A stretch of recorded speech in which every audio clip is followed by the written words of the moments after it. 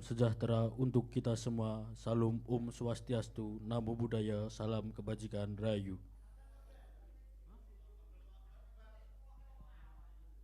Selamat malam para diri yang berbahagia. Selamat datang di gedung C Prodi Seni Pedalangan, Fakultas Seni Pertunjukan Institut Seni Indonesia Surakarta. Pada hari ini akan dilaksanakan ujian pembawaan mahasiswa jurusan Pedalangan Program Studi Seni Pedalangan Fakultas Seni Pertunjukan Institut Seni Indonesia Surakarta tahun akademik 2025-2026. Sebelum ujian berlangsung akan kami bacakan tata tertib pelaksanaan ujian. 1. Saat ujian berlangsung, para hadirin dimohon tenang tidak mengganggu jalannya ujian. 2. Pengambilan gambar dan video tidak menggunakan lampu kilat atau blitz. 3. Tepuk tangan dilakukan setelah ujian berakhir.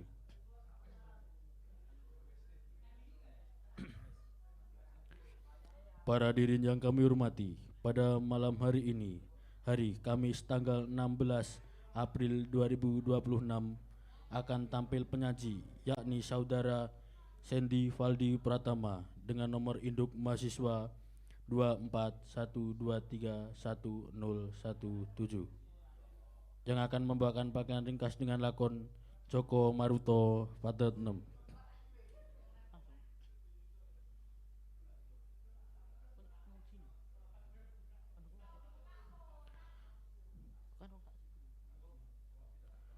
Berikut kami bacakan susunan Dewan Penguji Ujian Pembawaan Mahasiswa Jurusan Pedalangan Program Studi Seni Pedalangan Fakultas Seni Pertunjukan Institut Seni Indonesia Surakarta. Ketua Penguji Sri Harti SSN MSN. Penguji Utama Andi Wicaksono SSN MSN. Pembimbing Seruni Widaningrum SSN. Kepada pendukung sajian kami silahkan menempatkan diri.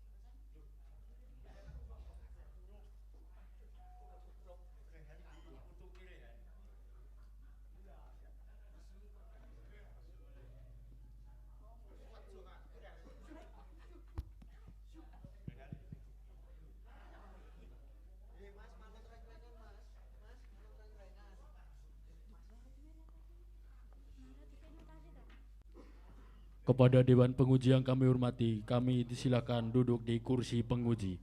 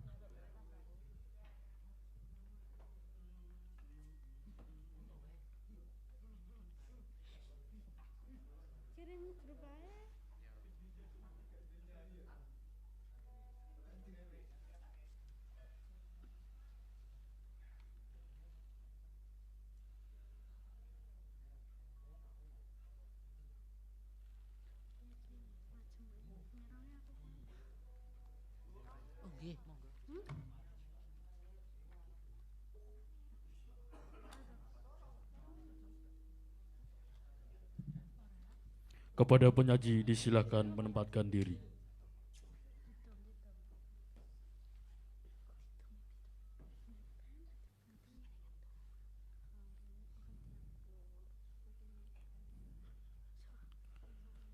Dewan Penguji yang kami hormati, ujian pembawaan mahasiswa jurusan Pedalangan Program Seni Studi Seni Pedalangan Fakultas Seni Pertunjukan Institut Seni Indonesia Surakarta dengan penyaji saudara Sandy Valdi Pratama dengan nomor induk mahasiswa 241231017 yang akan membawakan pagelaran ringkas dengan lakon Joko Maruto Patot 6.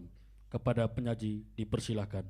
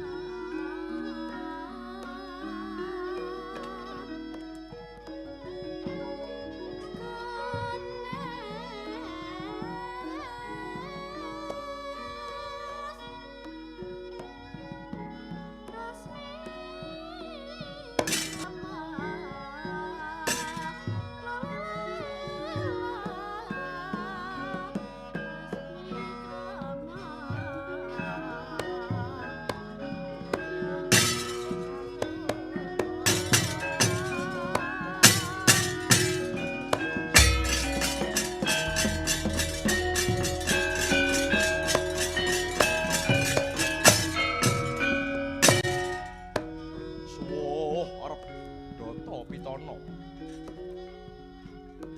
Arenggih negari pundi ta menika ingkang minangka purwakaning kandha. Datan kadya ing mangke gumelaring negari Guwarega ya pangguwa. Dasar negara jembar jajane gedhe wulu pamentune kandel bethenge tur akeh wadya balane. Nadyan mangkono goreh rongeh kaulane salang tunjang panguripane suda rasa tresnane mring negarane apa to darunane kaya mangkono. Labet nalika samana praja Guwarega nedheng ancik jaman wesi ya sinebat jaman Kaliyoga. Wis kinodrat ing jaman Kaliyoga sasrawungan tebing tata krami wulang suci dinanggep sepi. Isining weda sinengguh dongeng ngayawara para muda tanpa susila para manggala katungkul kungas kumawasa kuasane kinarya gada abebasan sungsang bawana balik dandang kaunakake kuntul kuntul kaunakake dandang jujur ajur culika saya nderbala. Lah sinten ingkang ngrenggani Praja Guwarega ajejuluk Yaksendra Gorawangsa Nalendra Yaksa Birawa Sarega Gengira netra mencorong kadya netrane singa barong grana nyanthik palwa tutuk kaya guwa waja nglangrangah parang curi ngisih siung kadya pedhang ligan.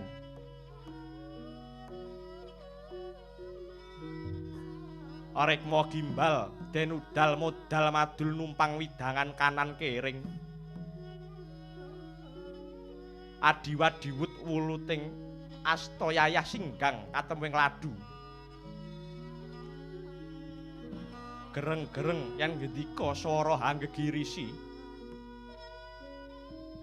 nuju hari sajuga Sang Yaksendra keparenga miyos tinangkil lenggahing dampar kencana lelemek babut permadani sinebaran sari-sari Gandawida jebat kasturi mangambar prapta ing pamuraan yen Cinandra yayah Sang Hyang Kalaharsa nglebur jagat ingkang lenggah mungguin ngayon patih wasesaning praja kaleres Rainata akekasih Harya Suratri Mantra datan kantun sebaring Nyai Emban Kenya Wandusari nadyan raseksi parandene darbe kasekten linangkung ing urip pepaandher sebaning para kawula lan raseksa parandene rep sidhem permanem tanana kang nyubawa karana kaprabawan sungkawaning galih Sang Buminata ketaman Kunjana Papa.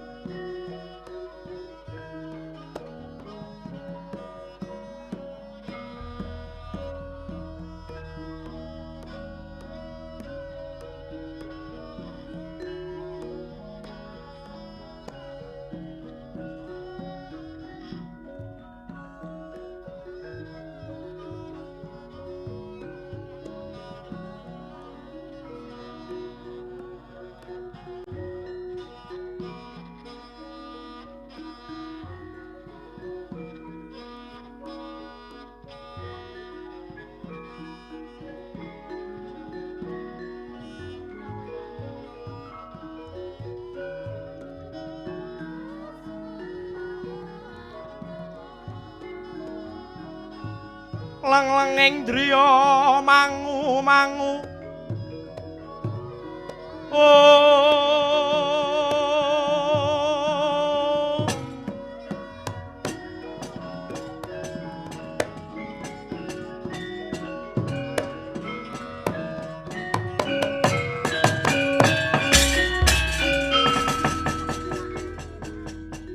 yaksa kara rupa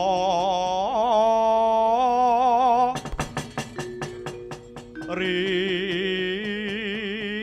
sedeng nalendra yaksa lelaku kan malwaling kang gambira mangarah ngisis yung metu prabawa lesus len pragempa kara mawalian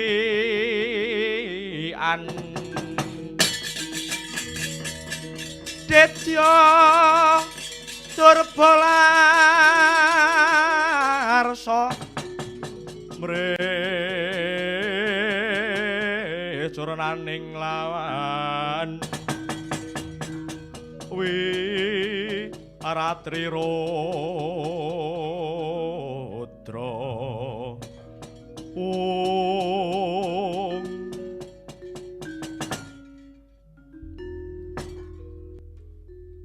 Duh, Koko Prabu jimat pepundhen kula. Sesembahanipun para kawula Gwaraga. Menapa paduka nandhang sungkawa menawi wonten awrating galih keparenga ingkang rayi nderek hanyangkul. Lan malipun ngengleng bingleng hang lamung datan sarana kabudidaya tangeh saged kasembadan ing gegayuhan. Duh, sinuwun sesembahan kula. Menapa paduka ngersakaken ngelar jajahan? Negari pundi ingkang paduka kersakaken kula sagah ngetap wadya anggebak sarana bandayuda sinuwun. Koko Prabu nuwun sewu. Menawi nitik saking pasemon paduka nyata nembya nandhang Papa Kunjana. Duh Koko Prabu, pedah punapa kabandhahe ngraos liwung. Prayogi kepareng ingkang rayi utusan anglamar putri negari pundi ingkang dados sarjuning penggalih. Nadyan mantas maning widodari kang rayi sagah minggahing kahyangan Suralaya. Handra ingkang puspita rum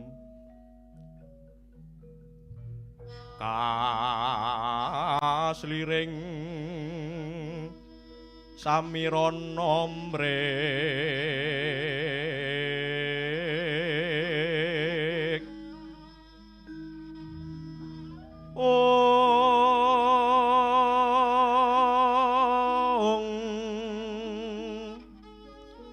sekar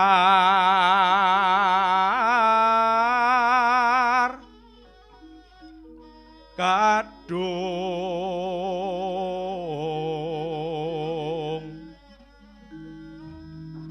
ko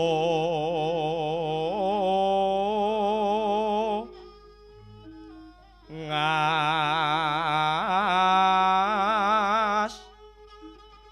gandanya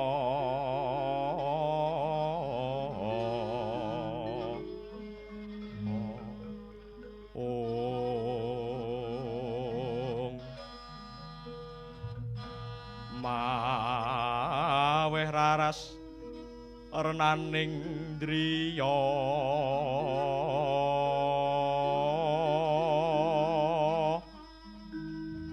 ong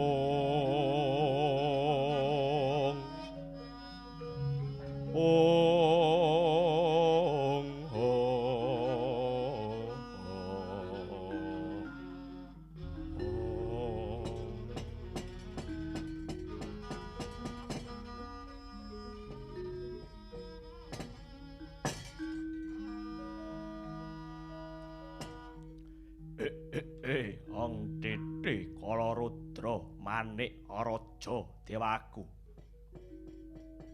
Suradri Mantra Landhip ciptamu nyata landhep arasamu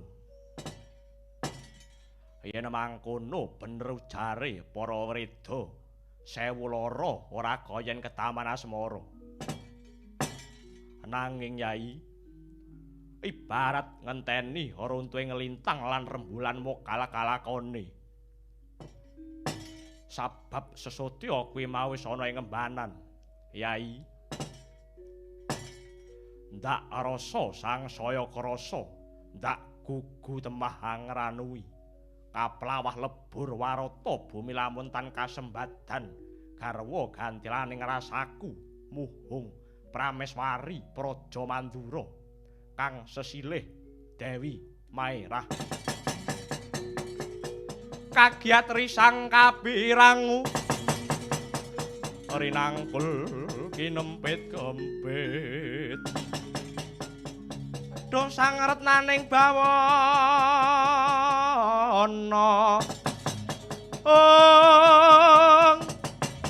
ya si tukang walang ati ya si tukang ngening kentyas ya si tukang kudu gering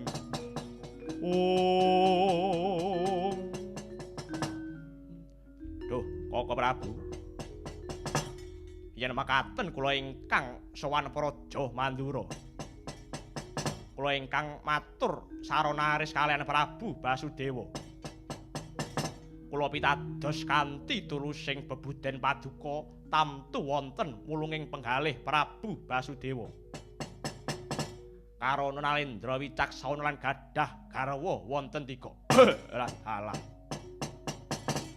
kadhik nista temen Prabu Garawangsa wani bidang bojone liyan kanthi saronaris iki wis ora ana cara liya maneh kajaba ingsun laku cidra Mangendra Jala Taman Sari Praja Mandura Duh sinuwun menawi makaten kapasang yogya kula mireng pawarta ento Prabu Basudewa tedhak cengkrama nganti garwa sawana Banjar Patoman sinuwun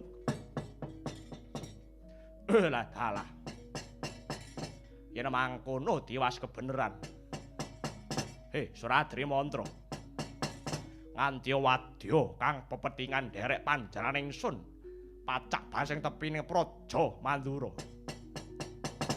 dene sira sak wadya ndak keparengake pacak baris ing tepine Praja Mandura dene mengko yen ana payu-payu enggal ngebyuk Praja Mandura kala nuwun inggih ngestakaken dawuh sinuwun kepareng amit madal pasilan iya Yai lelungsen dak bebekali sarta ngantiya kawicaksanan biya ngemban bubarna prajurit kang gantung ingsun kundur ngedaten nanging inggih ngestakaken dawuh sinuwun la ing kono to wau purna gatining pasewakan Sang Nata Harsa kundur ngedaton tedhak saking palenggahan Ora kang sumewa piyak ngarsa tangkep ing wuri yen Cinandra yayah temanten binayangkari. Oh.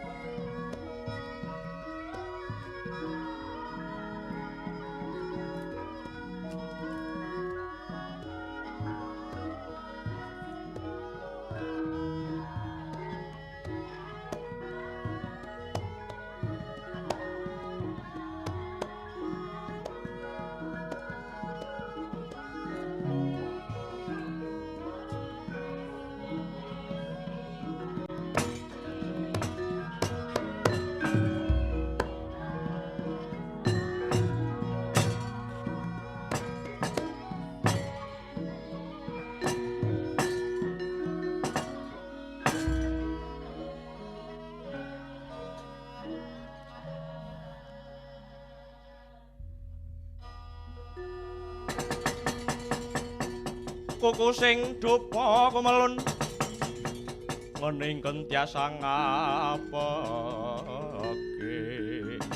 piati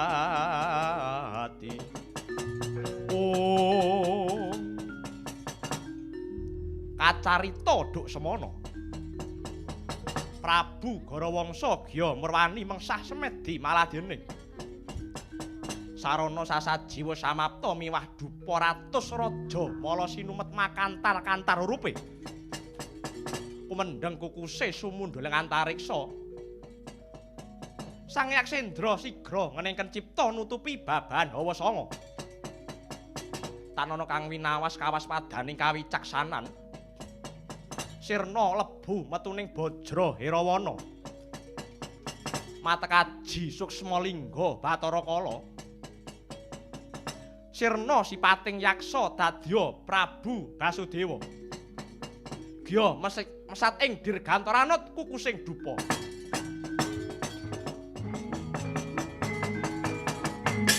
Bahni Palwaka Siking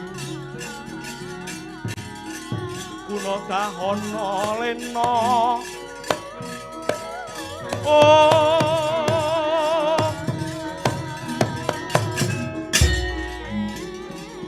Jata trining rana Wedya Hamalagni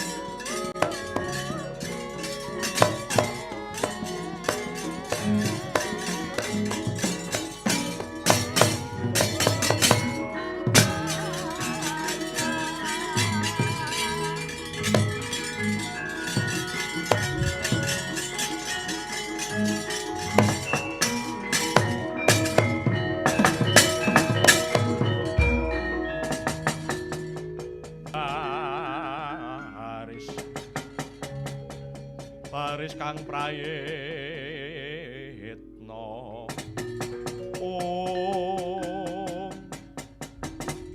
ora dalah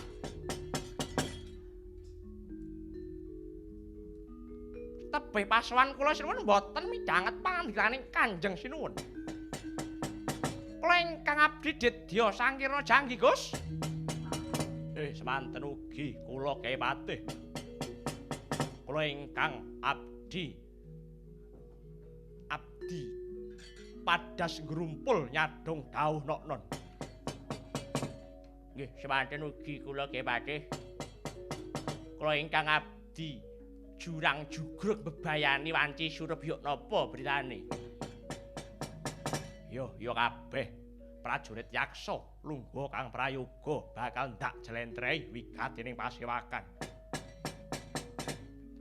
Yung kaya wis nora trawaca pangandikaning Kanjeng Sinuwun.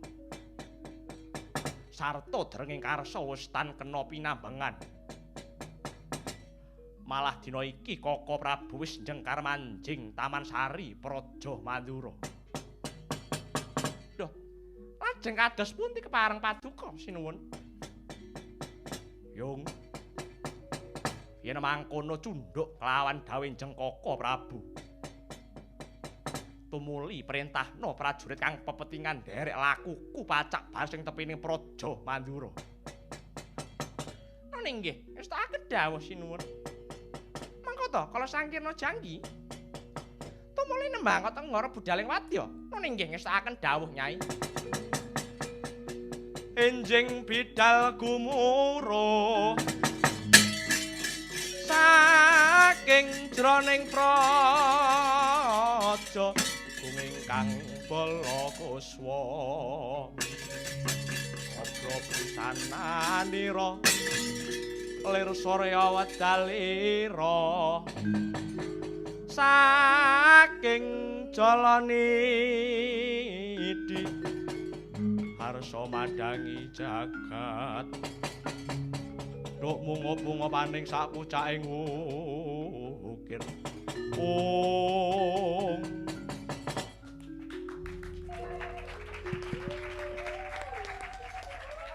Demikian tadi sajian dari saudara Sandy Valdiva Pratama yang sudah membawakan pakaian ringkas dengan lakon Joko Maruto Patetang.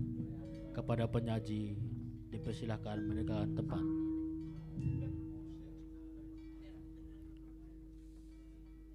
Dewan penguji yang kami hormati, ujian pembawaan mahasiswa jurusan Pedalangan Program Studi Seni Pedalangan Fakultas Seni Pertunjukan Institut Seni Indonesia Surakarta dengan penyaji saudara